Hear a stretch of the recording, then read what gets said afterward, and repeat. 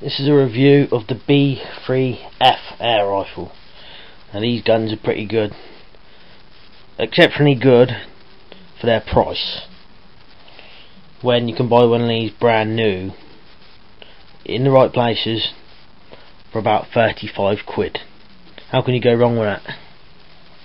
This version is .22 caliber. Its weight is about £8. It feels pretty good, it's not bad. Its length is 41 inches with a 17-inch barrel. Cocking mechanism is underlever.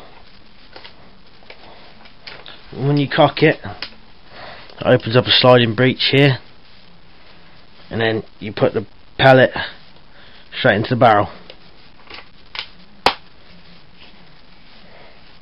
Hardwood stock. As standard, it just comes like a horrible dark brown varnish, so anything you do to it is going to look better. Mine's a bit tatty, it's been banged about and smashed about, but it's a good gun. It does have sling swivels already on it, one here and one here. My back one's I've took off, but I will replace it. It's just I must have been doing something to it when I took it off. Spring piston power. Got no safety catch, and the power of it isn't right up to the legal limit.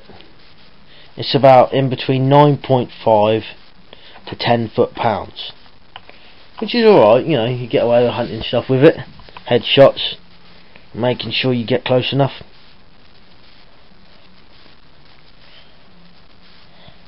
Like I said, you can get these for about 30 to 35 pounds.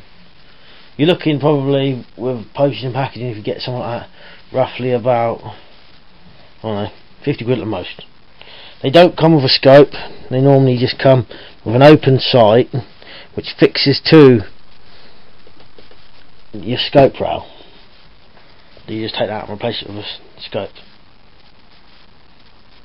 All in all, I'd say it's a pretty good gun. For the price, you can't go wrong with it.